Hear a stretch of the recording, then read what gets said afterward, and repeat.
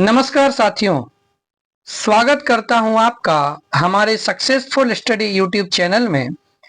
और UGC net अथवा JRF जून 2025 की तैयारी के लिए हम सभी संस्कृत विषय के पुराने प्रश्न पत्रों का अभ्यास कर रहे हैं, जिसमें हम 1994 और 1995 में हुए प्रश्न पत्रों का अभ्यास कर चुके हैं।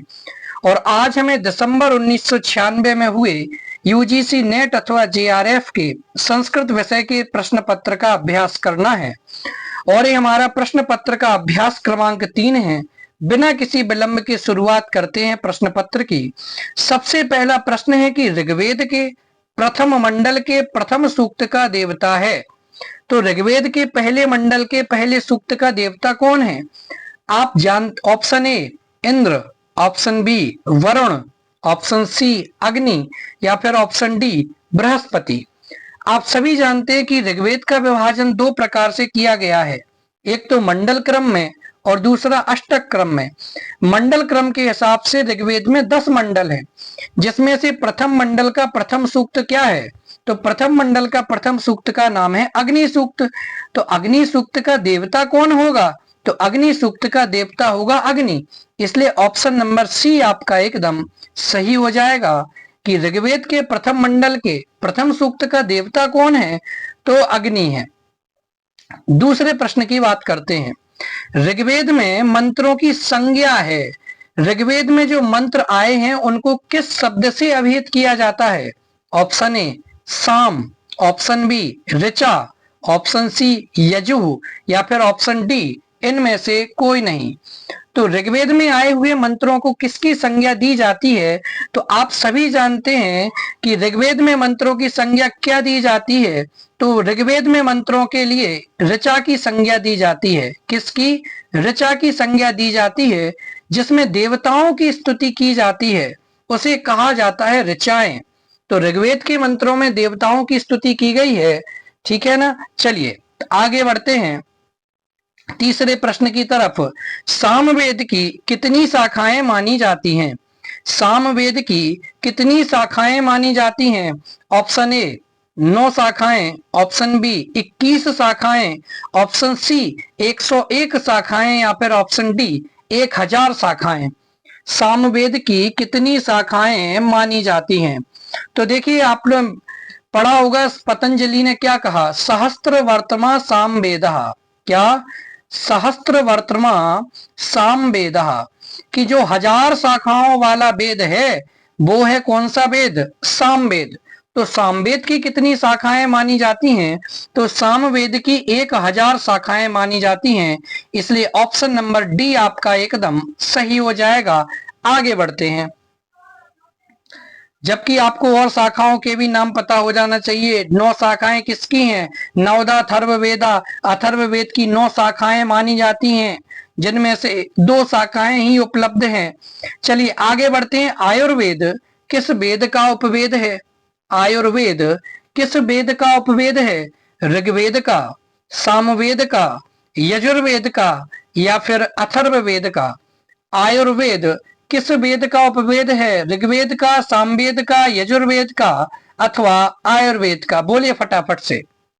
तो आयुर्वेद किस वेद का उपवेद है? तो ऋग्वेद का उपवेद है आयुर्वेद। कौन सा? ऋग्वेद का उपवेद है आयुर्वेद। आयुर्वेद को ऋग्वेद का उपवेद कहा जाता है। आगे बढ़ते हैं। पांचवा प्रश्न है कि शुक्ल यजुर्वेद से संबंधित ब्राह्मण है। प्रत्येक वेद से संबंधित ब्राह्मण ग्रंथ भी हैं। तो शुक्ल यजुर्वेद से संबंधित ब्राह्मण कौन सा है? ऑप्शन ए गोपथ ब्राह्मण, ऑप्शन बी सतपथ ब्राह्मण, ऑप्शन सी ऐतरेय ब्राह्मण, या फिर ऑप्शन डी तैत्तिरीय ब्राह्मण। शुक्ल यजुर्वेद से संबंधित ब्राह्मण कौन सा है? तो भैया शुक्ल यजुर्वेद से संबंधित ब्राह्मण ग्रंथ है सतपथ ब्राह्मण, जिसमें 100 मार्ग, सतपथ 100 मार्गों का वर्णन किया गया है, जिसमें 100 अध्याय हैं। वो है सतपथ ब्राह्मण। इसलिए ऑप्शन नंबर बी आपका एकदम सही हो जाएगा। छठवें प्रश्न की तरफ बढ़ते हैं। विंटरनित्ज के अनुसार ऋग्वेद का समय क्या है? देखिए, ऋग्वेद के समय को भी अलग अलग दार्शनिकों ने अलग अलग प्रकार से वर्गीकृत किया है। यहाँ पर आपसे पूछा है कि विंटर नट्स के अनुसार ऋग्वेद का समय क्या है। Option A 1500 BC, option B 2500 BC, option C 3500 BC या फिर ऑप्शन डी 4500 बीसी। तो विंटर नट्स के अनुसार ऋग्वेद का समय क्या है, तो ऑप्शन नंबर बी आपका सही हो जाएगा कि विंटर नट्स के अनुसार ऋग्वेद का जो समय है वो 2500 बीसी माना गया है। क्या माना गया है, 2500 बीसी माना गया है। आगे बढ़ते हैं 7वें नंबर के प्रश्न की तरफ। बहुत सरल प्रश्न है कि इंद्र का कार्य क्या है। इंद्र का कार्य क्या है। ऑप्शन ए वर्षा, ऑप्शन बी प्रकाश, ऑप्शन सी विद्या या फिर ऑप्शन डी धन। इंद्र का कार्य क्या है, तो आप सभी जानते हैं कि इंद्र का कार्य तो वर्षा करना है मुख्य रूप से, इसलिए ऑप्शन नंबर ए आपका सही हो जाएगा। आपने कृष्ण की बाल लीलाओं के वर्णन में पढ़ा होगा कि जब गोवर्धन पर्वत को एक अंगुली से जो छोटी छिंगरी होती है उससे ऊपर उठा लिया था, तब भी इंद्र की वर्षा के प्रकोप से बचने के लिए पूरे गांव वासियों को पर्वत के नीचे लेकर के आ गए थे। तो इंद्र का मुख्य कार्य क्या है, तो इंद्र का मुख्य कार्य है वर्षा करना। ऑप्शन नंबर ए आपका एकदम सही हो जाएगा। 8वें प्रश्न की तरफ बढ़ते हैं। पुरूरवा और वसी संवाद किस वेद में है। इसके पहले के प्रश्न पत्रों में यम यमी संवाद आ चुका है, ठीक है ना, नचिकेता यम संवाद आ चुका है। यहां आपसे पूछा है कि पुरूरवा और वसी संवाद किस वेद में है। ऑप्शन ए ऋग्वेद में है, यजुर्वेद में है, सामवेद में है या फिर अथर्ववेद में है। पुरूरवा और वसी संवाद किस वेद में है, तो ऑप्शन नंबर ए आपका एकदम सही हो जाएगा कि ऋग्वेद में पुरूरवा और वसी संवाद वर्णित है। आगे बढ़ते हैं 9वें नंबर के प्रश्न की तरफ। कुर्वन्ने वेह कर्माणि जिजीविषेद क्षतम समाह, यह सूक्ति किस उपनिषद से है। बहुत इंपॉर्टेंट प्रश्न है ये सूक्ति। तो ये पेपर 1996 का है, लेकिन इसके प्रश्न आज तक पूछे जाते हैं, आपको ये सूक्ति आज तक दे दी जाती है। कुर्वन्नेवेह कर्माणि जिजीविषेद क्षतम समः, इस सूक्ति किस उपनिषद से है। इसका अर्थ होता है कि कर्म करते हुए 100 वर्षों तक जीने की इच्छा करें, या 100 वर्षों तक कर्म करते हुए जीने की इच्छा करें, जिसका सीधा साधा अर्थ है, भाव यह है कि हमें हमेशा कार्य करते रहना चाहिए, चाहे आपकी अवस्था कोई सी भी हो। तो ये सूक्ति किस उपनिषद से है। ऑप्शन ए कठोपनिषद से, ऑप्शन बी केनोपनिषद से, सी ईसोपनिषद से या फिर डी मुंडकोपनिषद से। कुर्वन्ने वेह कर्माणि जिजीविषेद क्षतम समाह सूक्ति किस उपनिषद से है। बहुत महत्वपूर्ण प्रश्न है। तो देखिए ये जो सूक्ति है वो ईशावास्योपनिषद से संकलित है। ईशावास्योपनिषद, इसका नाम ईसोपनिषद क्यों पड़ा, क्योंकि इसका प्रारंभ ईश शब्द से होता है। बहुत छोटा सा उपनिषद है। कितने मंत्र हैं इसमें, 18 मंत्र हैं। कितने मंत्र हैं, 18 मंत्र हैं ईशोपनिषद में, इसे आप याद रखेंगे। 10वें प्रश्न की तरफ बढ़ते हैं। 10वां प्रश्न क्या है, पृथ्वी सूक्त किस वेद में है। आपको डॉक्टर उमाशंकर शर्मा ऋषि के द्वारा लिखित संस्कृत साहित्य का इतिहास आपको जरूर पढ़ना चाहिए। पृथ्वी सूक्त किस वेद में है। ऑप्शन ए अथर्ववेद में, वी सामवेद में, यजुर्वेद में या फिर डी ऋग्वेद में। पृथ्वी सूक्त किस वेद में है, बोलिए फटाफट से। तो जो पृथ्वी सूक्त है वो अथर्ववेद में है, या अथर्वा ऋषि के माध्यम से पृथ्वी की स्तुति की गई है, इसलिए पृथ्वी सूक्त कहाँ है यदि आपसे पूछा जाए तो पृथ्वी सूक्त आपके अथर्ववेद में है। इसे आप जरूर याद रखेंगे। 11वें प्रश्न की तरफ बढ़ते हैं। किस वेदांग को चक्षु कहा गया है। बहुत अच्छा प्रश्न। आप सभी जानते हैं कि व्याकरण के वेदों के 6 अंग होते हैं। किसी को हाथ कहा, किसी को पैर कहा, किसी को चक्षु कहा, किसी को कर्ण कहा, किसी को नासिका कहा। तो आप याद रखेंगे कल के प्रश्न पत्र में पूछा गया था आपसे कि व्याकरण को क्या कहा गया है, वेद पुरुष का तो मुख कहा गया था, और यहां पूछा गया है किस वेदांग को चक्षु कहा गया है। ऑप्शन ए छंद को, ऑप्शन बी व्याकरण को, ऑप्शन सी ज्योतिष को या फिर ऑप्शन डी शिक्षा को। तो किस वेदांग को चक्षु कहा गया है।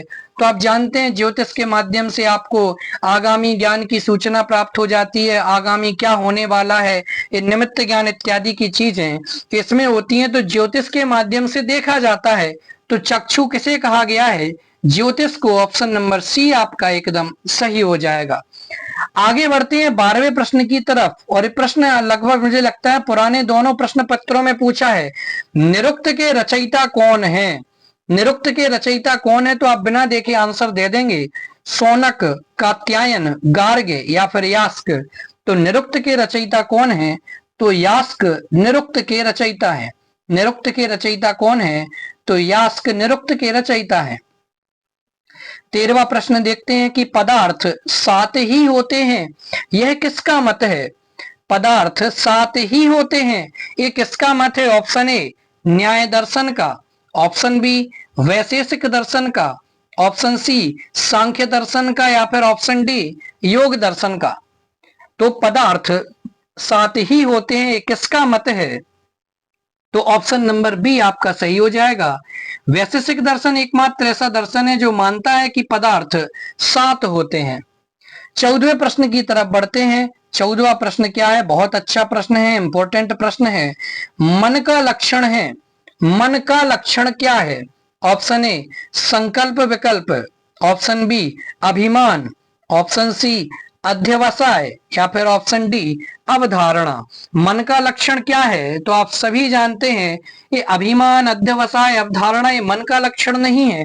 जबकि जो संकल्प विकल्प उत्पन्न होते हैं, जो संकल्प विकल्प उठते हैं, वो सभी मन में ही उत्पन्न होते हैं, मन में ही उठते हैं। इसलिए ऑप्शन नंबर ए आपका सही हो जाएगा कि मन का लक्षण है संकल्प विकल्प। 15वें प्रश्न की तरफ बढ़ते हैं। न्याय सूत्र के रचयिता कौन है? बहुत अच्छा प्रश्न है, सरल प्रश्न भी है। न्याय सूत्र के रचयिता कौन है? बोलिए। Option A Kapil, option B Badarayana, option C Gautam, या फिर ऑप्शन डी जैमिनी। न्याय सूत्र के रचयिता कौन है? तो ऑप्शन नंबर सी आपका सही हो जाएगा कि महर्षि गौतम, या फिर इनका ही नाम अक्षपाद था, इन्हें ही अक्षपाद गौतम भी कहा जाता है। तो न्याय सूत्र के रचयिता हैं अक्षपाद गौतम या फिर महर्षि गौतम। 16वां प्रश्न है कि वैशेषिक मतानुसार प्रमाण है। वैशेषिक मत के अनुसार प्रमाण कितने हैं? ऑप्शन ए त्रीणी, ऑप्शन बी द्वे, ऑप्शन सी पंच, या फिर ऑप्शन डी षट। वैशेषिक मत के अनुसार प्रमाण कितने हैं? 3, 2, 5 या 6। आपसे पुराने दोनों प्रश्न पत्रों में सांख्य दर्शन के अनुसार प्रमाण पूछा है, यहां आपसे पूछ रहे हैं कि वैशेषिक मत के अनुसार प्रमाण कितने हैं। फटाफट से उत्तर दीजिए, बोलिए। वैशेषिक मत के अनुसार प्रमाण कितने हैं? तो देखिए, वैशेषिक दर्शन के अनुसार जो प्रमाणों की संख्या है वो 2 है। कि वैशेषिक दर्शन कितने प्रमाण मानता है? तो वैशेषिक दर्शन केवल और केवल 2 प्रमाण मानता है। आगे बढ़ते हैं, 17वां प्रश्न देखते हैं कि सांख्य का सिद्धांत क्या है। सांख्य का सिद्धांत क्या है? ऑप्शन ए शून्यवाद, ऑप्शन बी विवर्तवाद, ऑप्शन सी असत कार्यवाद, या फिर ऑप्शन डी सत कार्यवाद। सांख्य दर्शन का सिद्धांत क्या है? शून्यवाद, विवर्तवाद, असत कार्यवाद, या फिर सत कार्यवाद। तो देखिए, सांख्य दर्शन का सबसे प्रमुख सिद्धांत है सत कार्यवाद। सत कार्यवाद को ही कार्य कारणवाद भी कहा जाता है, ठीक है ना। इसलिए ऑप्शन नंबर डी आपका एकदम सही हो जाएगा। दर्शनों से संबंधित बहुत महत्वपूर्ण प्रश्न है। 18वां प्रश्न देखते हैं, तर्क भाषा के ग्रंथकार कौन है? तर्क भाषा के ग्रंथकार कौन है? बोलिए। हाँ, तर्क भाषा के ग्रंथकार कौन है? Option A Sadanand, option B Keshav Mishra, option C Vatsyayana, या फिर ऑप्शन डी उदयनाचार्य। तर्क भाषा के ग्रंथकार कौन है? तो तर्क भाषा किसके माध्यम से लिखी गई है? केशव मिश्र के माध्यम से लिखी गई है। कई बार कई जगह के प्रश्नों में पूछा गया प्रश्न है, आप याद रखेंगे। चलिए आगे बढ़ते हैं 19वें प्रश्न की तरफ कि सांकर वेदांत है। सांकर वेदांत है, किस प्रकार का वेदांत है? ऑप्शन ए द्वैत, ऑप्शन बी विशिष्टाद्वैत, ऑप्शन सी अद्वैत या फिर ऑप्शन डी अचिंत्य भेदाभेद। बोलिए, सांकर वेदांत किस प्रकार का वेदांत है? तो शंकराचार्य से संबंधित जो वेदांत दर्शन है वो सांकर वेदांत है, और शंकराचार्य ने अद्वैत वेदांत का प्रतिपादन किया। इसलिए ऑप्शन नंबर सी आपका एकदम सही हो जाएगा कि सांकर वेदांत एक अद्वैत वेदांत है। 20वां प्रश्न देखते हैं कि मीमांसकों के अनुसार किससे प्रामाण्य ग्रहण होता है? मीमांसकों के हिसाब से प्रामाण्य का ग्रहण किससे होता है? ऑप्शन ए अनुव्यवसाय से, ऑप्शन बी विषयता से, ऑप्शन सी संवित्ति से, या फिर ऑप्शन डी ज्ञातता से। मीमांसकों के अनुसार किससे प्रामाण्य ग्रहण होता है? बोलिए फटाफट से। अनुव्यवसाय से, विषयता से, संवित्ति से, या फिर ज्ञातता से। तो मीमांसकों के अनुसार प्रामाण्य ग्रहण होता है ज्ञातता से। ऑप्शन नंबर डी आपका एकदम सही हो जाएगा। 21वें प्रश्न की तरफ बढ़ते हैं कि मीमांसा के अनुसार धर्म का लक्षण है। मीमांसकों के अनुसार मीमांसा के अनुसार धर्म का लक्षण क्या है? ऑप्शन ए चोदना लक्षणोर्थो धर्म, ऑप्शन बी यतोभ्युदय निश्रेय संसिद्धि स धर्म, ऑप्शन सी धारणात् धर्म इत्याहु, या फिर ऑप्शन डी वेदो खिलो धर्म मूलम। मीमांसा के अनुसार धर्म का लक्षण क्या है? मीमांसकों के अनुसार धर्म का लक्षण क्या है? तो चोदना लक्षणोर्थो धर्म, ये धर्म का लक्षण है। ठीक है ना। आगे बढ़ते हैं। वेदो खिलो धर्म मूलम, ये तो मनुस्मृति की सूक्ति है कि वेद ही समस्त धर्मों का मूल है, और उसमें भी वेदों में भी ऋग्वेद ही बाकी सभी वेदों का आधार स्तंभ है। चलिए आगे बढ़ते हैं। 22वां प्रश्न देखते हैं कि न्याय दर्शन के अनुसार जीवन का लक्ष्य क्या है? न्याय दर्शन के अनुसार जीवन का लक्ष्य क्या है? ऑप्शन ए कैवल्य, ऑप्शन बी निश्रेयस, ऑप्शन सी मोक्ष, या फिर ऑप्शन डी निर्वाण। न्याय दर्शन के अनुसार जीवन का लक्ष्य क्या है? तो न्याय दर्शन के अनुसार जीवन का लक्ष्य है निश्रेयस। ऑप्शन नंबर बी आपका एकदम सही हो जाएगा। आगे बढ़ते हैं। 23वां प्रश्न देखते हैं कि व्यास किसके भाष्यकार हैं? व्यास किसके भाष्यकार हैं? ऑप्शन ए सांख्य सूत्र के, ऑप्शन बी ब्रह्म सूत्र के, ऑप्शन सी न्याय सूत्र के, या फिर ऑप्शन डी योग सूत्र के। व्यास के माध्यम से किसका भाष्य किया गया है? सांख्य सूत्र के भाष्यकार हैं व्यास, ब्रह्म सूत्र के, न्याय सूत्र के, या फिर योग सूत्र के। बोलिए फटाफट से। तो योग सूत्र के भाष्यकार हैं महर्षि व्यास। ऑप्शन नंबर डी आपका एकदम सही हो जाएगा। बहुत अच्छे प्रश्न पूछे गए हैं। 24वां प्रश्न अत्यंत महत्वपूर्ण सिद्धांत, पंचीकरण किसका सिद्धांत है? पंचीकरण किसका सिद्धांत है? ऑप्शन ए न्याय का, मीमांसा का, सांख्य का, या फिर वेदांत का। पंचीकरण किसका सिद्धांत है? तो पंचीकरण जो सिद्धांत है वो वेदांत का है। ऑप्शन नंबर डी आपका एकदम सही हो जाएगा। 25वें प्रश्न की तरफ बढ़ते हैं। 25वां प्रश्न देखते हैं कि मनोरथा में संधि है। मनोरथा में संधि है, कौन सी संधि है मनोरथा में? ऑप्शन ए गुण संधि, ऑप्शन बी पूर्व रूप संधि, ऑप्शन सी प्रकृति भाव संधि, या फिर ऑप्शन डी विसर्ग संधि। बोलिए मनोरथ शब्द में कौन सी संधि है? गुण संधि, पूर्व रूप संधि, प्रकृति भाव संधि, या फिर विसर्ग संधि? तो ऑप्शन नंबर डी आपका सही हो जाएगा कि मनोरथ शब्द में तो आपकी विसर्ग संधि है, और विसर्ग का भी भेद पूछा जाए तो उत्व संधि है। कौन सी? उत्व संधि है। मनस धन रथ, ठीक है ना, ये इसका मूल विच्छेद बनेगा। चलिए आगे देखते हैं। 26वें प्रश्न की तरफ बढ़ते हैं। पंचाननः, इसमें कौन सा समास है? पंचाननः में कौन सा समास है? ऑप्शन ए तत्पुरुष समास, बी बहुब्रीहि समास, सी द्विगु समास, या फिर ऑप्शन डी कर्मधारय समास। पंचाननः में कौन सा समास है? तत्पुरुष, बहुब्रीहि, द्विगु, या फिर कर्मधारय? तो पंचाननः में पंच है जिसके आनन, ऐसा बहुब्रीहि समास है। ऑप्शन नंबर बी आपका एकदम सही हो जाएगा। पहले बहुत सरल सरल प्रश्न पूछे जाते थे। आगे बढ़ते हैं। 27वां प्रश्न, अलम के योग में विभक्ति होती है, ये तो मैंने आपको कल बताया था। अलम के योग में कौन सी विभक्ति होती है? कल आपको एक सूत्र बताया था, नमः स्वस्ति स्वाहा स्वधा अलम बसट योगाच्च। तो नमः, स्वस्ति, स्वाहा, स्वधा, अलम और बसट, इन 6 शब्दों के योग में कौन सी विभक्ति होती है? चतुर्थी विभक्ति हो जाती है। चाहे नमः शब्द हो, चाहे स्वस्ति शब्द हो, चाहे स्वाहा, स्वधा, अलम, बसट, इनमें से कोई भी शब्द हो, इनके योग में कौन सी विभक्ति होती है? तो चतुर्थी विभक्ति। देखते हैं हमारे ऑप्शन। ऑप्शन ए पंचमी, चतुर्थी, षष्ठी या फिर द्वितीय। तो ऑप्शन नंबर बी आपका एकदम सही होगा कि अलम के योग में तो चतुर्थी विभक्ति होती है। आगे बढ़ते हैं। 28वां प्रश्न, पाकह में कौन सा प्रत्यय है? पाकह में कौन सा प्रत्यय है? ऑप्शन ए क, बी ऋवल, सी इक्त या फिर डी घय। पाकह में कौन सा प्रत्यय है? क प्रत्यय, ऋवल प्रत्यय, इक्त प्रत्यय या फिर घय प्रत्यय? बोलिए फटाफट से। तो पाकह में आपका घय प्रत्यय है। पच धन घय इस प्रकार से बनेगा। पाकह में कौन सा प्रत्यय है? घय प्रत्यय है। चलिए आगे बढ़ते हैं 29वें प्रश्न की तरफ।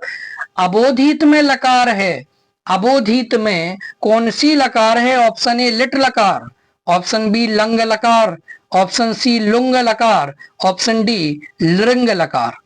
अबोधित में कौन सी लकार है? तो ये लकार अब तो आपसे जहां भी पूछी जाती है 5 लकारी पूछी जाती हैं, लट, लट, लंग, लोट, विधि, लिंग।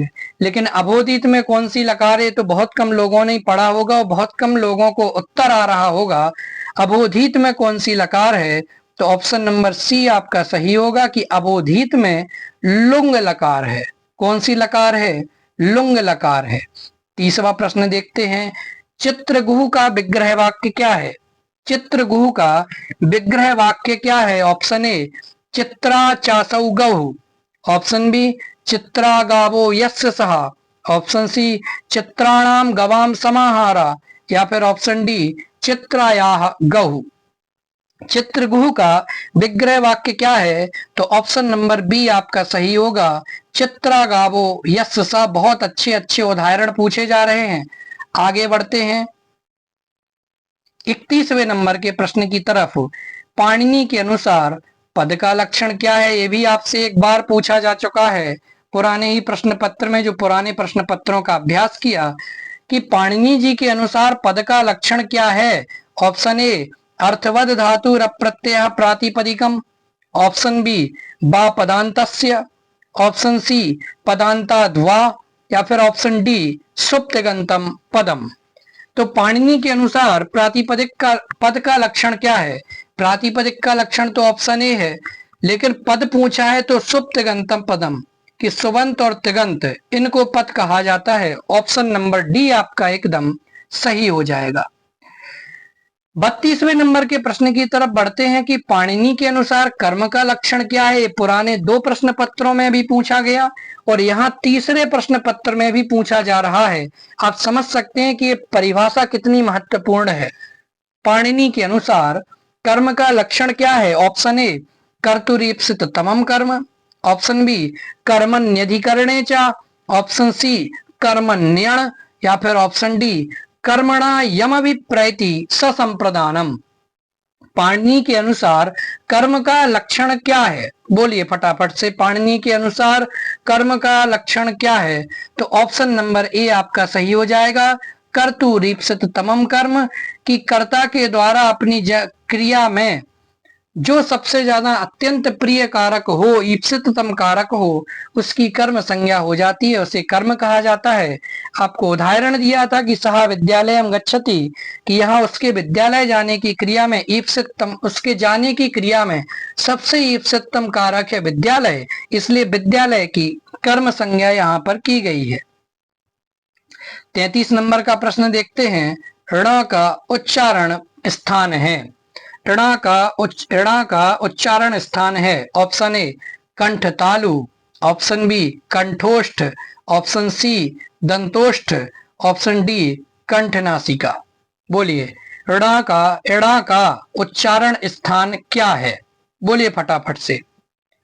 तो देखिए एड़ा का उच्चारण स्थान क्या आएगा, तो आपको ज्ञात होगा कि एक तो अकुह विसर्जनीय नाम कंठ, यहाँ कवर्ग के वर्णों का उच्चारण स्थान किससे, कंठ से किया जाता है, और कवर्ग में ही क्या है, एड़ा है, तो इसका कंठ भी होगा। और यम गणना नाम नासिकाचा, ठीक है ना, तो एड़ा का उच्चारण एक नासिका भी होता है, इसलिए कंठ प्लस नासिका या फिर कंठ नासिका, ये दोनों एड़ा का उच्चारण स्थान है, इसलिए ऑप्शन नंबर डी आपका एकदम सही हो जाएगा, कंठ नासिका। 34वां प्रश्न देखते हैं कि वा का संप्रसारण क्या होगा। संप्रसारण में वा के स्थान पर क्या होगा, ऑप्शन ए ई, ऑप्शन बी उ, ऑप्शन सी री, या फिर ऑप्शन डी ल। वा का संप्रसारण है क्या है, बोलिए फटाफट से। तो आप जानते हैं कि जैसे यण संधि में ई उ रील री के स्थान पर य व र ला हो जाता है, ऐसे यहाँ पर इनका उल्टा करें, या के स्थान पर ई और बा के स्थान पर उ होगा, तो यहाँ पर आपका 34 का स्थान बी हो जाएगा, बी एकदम सही कि वा का संप्रसारण क्या होगा, तो उ वा का संप्रसारण होगा। चलिए 35वां प्रश्न देखते हैं कि अवेस्ता का भाषा परिवार है। अवेस्ता का भाषा परिवार क्या है, option A Dravid, option B सामी हामी, ऑप्शन सी भारतीय आर्य भाषा, या फिर ऑप्शन डी जर्मानिक। अवेस्ता का भाषा परिवार क्या है, तो ऑप्शन सी आपका सही होगा, भारतीय आर्य भाषा अवेस्ता का भाषा परिवार है। 36वें प्रश्न की तरफ बढ़ते हैं कि सा का घोष रूप क्या है। एक घोष अघोष ये वर्ण आपको याद होना चाहिए। सा का घोष रूप क्या है, ऑप्शन ए हलंत जा, हलंत वा, हलंत द, या फिर हलंत ग। सा का घोष रूप क्या है, बोलिए फटाफट से। तो ऑप्शन नंबर ए आपका सही होगा कि हलंत जा सा का घोष रूप होगा। 37वां प्रश्न देखते हैं, बहुत ही महत्वपूर्ण सूक्ति कईयों बार पूछी गई है। किमे भी मधुराणाम मंडनम नाकृतीनाम, ये सूक्ति जिस रचना में है वो रचना कौन सी है। किमे भी मधुराणाम मंडनम नाकृतीनाम, ये सूक्ति जिस रचना में है वो रचना है मेघदूतम, मुद्रा राक्षसम, शिशुपाल वधम, या फिर अभिज्ञान शाकुंतलम। तो ये सूक्ति कहाँ है, तो अभिज्ञान शाकुंतलम में है, ऑप्शन नंबर डी आपका एकदम सही हो जाएगा। आगे बढ़ते हैं 38वें नंबर के प्रश्न की तरफ। हर्षचरितम क्या है, कथा है, आख्यायिका है, नाटिका है, या फिर प्रकरण है। हर्षचरितम क्या है, कथा, आख्यायिका, नाटिका, या फिर प्रकरण। तो देखिए बाणभट्ट ने कादंबरी और हर्षचरितम लिखा। कादंबरी काल्पनिक होने से कथा है और हर्षचरितम ऐतिहासिक होने के कारण से आख्यायिका है, इसलिए आपका ऑप्शन नंबर बी एकदम सही हो जाएगा कि हर्षचरितम एक आख्यायिका है। 39वां प्रश्न देखते हैं कि विशाख दत्त की रचना क्या है। विशाख दत्त की रचना है क्या है, option A Mrichchhakatikam, option B Veni Samharam, option C Nagananda, या फिर ऑप्शन डी मुद्रा राक्षसम। विशाख दत्त की रचना क्या है, मृच्छकटिकम, वेणी संहारम, नागानंदम, या फिर मुद्रा राक्षसम। बोलिए विशाख दत्त की रचना क्या है, बहुत महत्वपूर्ण रचना। तो विशाख दत्त की रचना है मुद्रा राक्षसम। बहुत अच्छे से याद रख लीजिए क्योंकि लोग मृच्छकटिकम और मुद्रा राक्षसम में कंफ्यूज हो जाते हैं। चलिए 40वें नंबर के प्रश्न की तरफ बढ़ते हैं कि वेणी संहार का अंगिरस क्या है। वेणी संहार का अंगिरस क्या है, रौद्र, वीर, विभत्स, या फिर भयानक। वेणी संहार का अंगिरस क्या है, रौद्र, वीर, विभत्स, या फिर भयानक। तो ऑप्शन नंबर बी आपका सही हो जाएगा कि वीर। वेणी संहार का अंगिरस क्या है, वीर रस वेणी संहार का अंगिरस है। 41वें प्रश्न की तरफ बढ़ते हैं। योगंधरायण किसका प्रमुख पात्र है। योगंधरायण किसका प्रमुख पात्र है, ऑप्शन ए उत्तर रामचरितम का, अभिज्ञान शाकुंतलम का, स्वप्न वासव दत्तम का, या फिर कादंबरी का। बोलिए प्रतिज्ञा योगंधरायण आपने सुना होगा, पढ़ा होगा। योगंधरायण की प्रतिज्ञा क्या थी, योगंधरायण किसका प्रमुख पात्र है, तो ऑप्शन नंबर सी स्वप्न वासव दत्तम नामक नाटक में योगेंद्रायण एक प्रमुख पात्र के रूप में है। चलिए 42वां प्रश्न देखते हैं।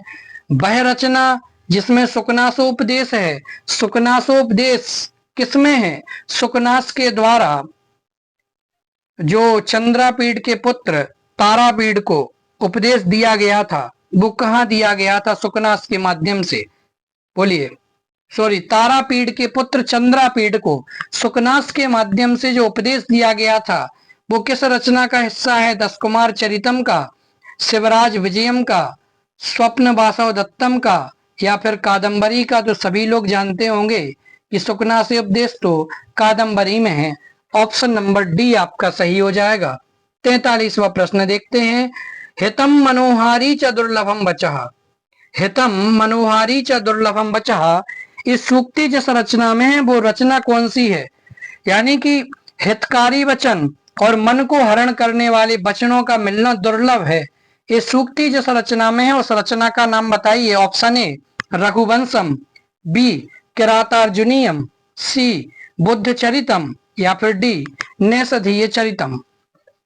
तो हितम मनोहारी च दुर्लभम बचा ये सूक्ति कई बार पूछी जाती है और आज के प्रश्न पत्रों में भी आती है। तो कौन सी रचना में है? रघुवंश में, किरातार्जुनीयम में, बुद्ध चरितम में और नेषधीय चरितम में। तो ऑप्शन नंबर बी आपका सही हो जाएगा, किरातार्जुनीयम में, जहां पर अर्जुन इंद्रकील पर्वत पर जाकर के तपस्या करते हैं। भगवान शंकर से, किरात वेशधारी भगवान शिव से पाशुपतास्त्र की प्राप्ति के लिए अर्जुन इंद्रकील पर्वत पर जाकर के तपस्या करते हैं। यहीं पर बनेचर और युधिष्ठिर का संवाद है। यहीं पर आपको युधिष्ठिर और व्यास का संवाद मिलेगा। यहीं पर बनेचर दुर्योधन के राज्य की व्यवस्था देखने के लिए जाता है कि दुर्योधन के राज्य में लोग कैसे रह रहे हैं। तो ये हितम मनोहारी च दुर्लभम बचः ये सूक्ति किरातार्जुनीयम में है। 44वें प्रश्न की तरफ बढ़ते हैं। रहस्यम साधुनाम उपधि विशुद्धम विजयते, जिस कवि की उक्ति है वो कवि हैं। रहस्यम साधुनाम उपधि विशुद्धम विजयते, जिस कवि की उक्ति है वो कवि कौन है? कालिदास, अश्वघोष, भवभूति, या फिर दिग्नाग? बोलिए फटाफट से।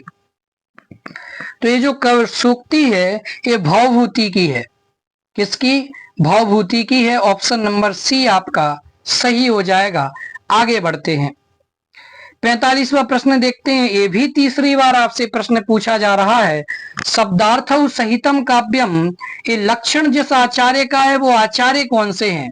शब्द और अर्थ से सहित काव्य होता है, लक्षण किसका है? ऑप्शन ए भामह का, ऑप्शन बी दंडी का, ऑप्शन सी कुंतक का, या फिर ऑप्शन डी मम्मट का? तो शब्दार्थ सहितम काव्य में किसका लक्षण है? तो ये भामह, आचार्य भामह के द्वारा दिया गया लक्षण है। ऑप्शन नंबर ए आपका एकदम सही हो जाएगा। 46वां प्रश्न देखते हैं कि संकेत ग्रह का संबंध है किससे है? ये भी इसमें प्रश्न पूछा जा चुका है एक बार पिछले प्रश्न पत्र में। संकेत ग्रह का संबंध किससे है? अभिधा से, लक्षणा से, व्यंजना से, या फिर तात्पर्या से? तो संकेत ग्रह का संबंध किससे है? अभिधा से। ऑप्शन नंबर ए आपका एकदम सही हो जाएगा। 47वां प्रश्न देखते हैं। साधारणीकरण सिद्धांत के उद्भावक आचार्य हैं। साधारणीकरण सिद्धांत के उद्भावक आचार्य कौन हैं? Option A Anandavardhana, option B Abhinava Gupta, option C Bhattanayaka, या ऑप्शन डी महिम भट्ट?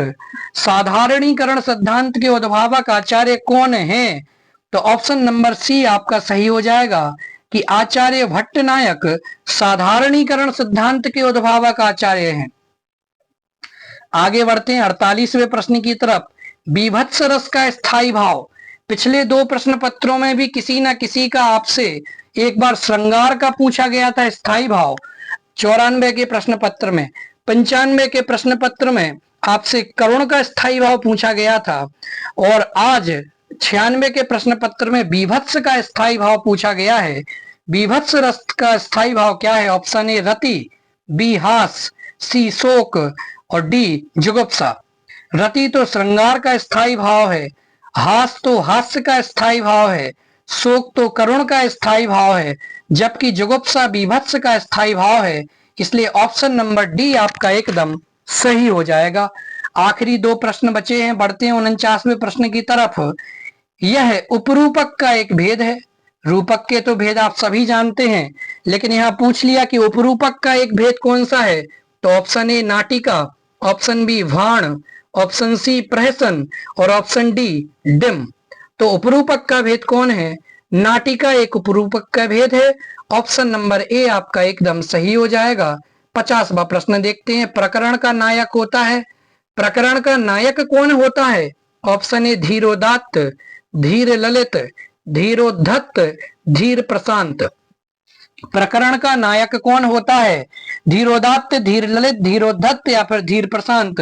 तो धीर प्रशांत नायक जो है वो प्रकरण का नायक होता है। आपको पता है कि नायक कितने प्रकार के होते हैं? तो नायक 4 प्रकार के होते हैं। इस प्रकार से 1996 के दिसंबर माह में आयोजित हुए प्रश्न पत्र का अभ्यास किया और यूजीसी नेट की दृष्टिकोण से हम 3 प्रश्न पत्रों का अभ्यास आज तक कर चुके हैं। अब जो अगला प्रश्न पत्र हमारा है वो दिसंबर 1997 माह का प्रश्न पत्र है और इसमें भी आपको जो है वो 50 प्रश्न देखने को मिलेंगे। इसका सॉल्यूशन, इसका हल कल लेकर के आएंगे। धन्यवाद। जय हिंद। वंदे मातरम।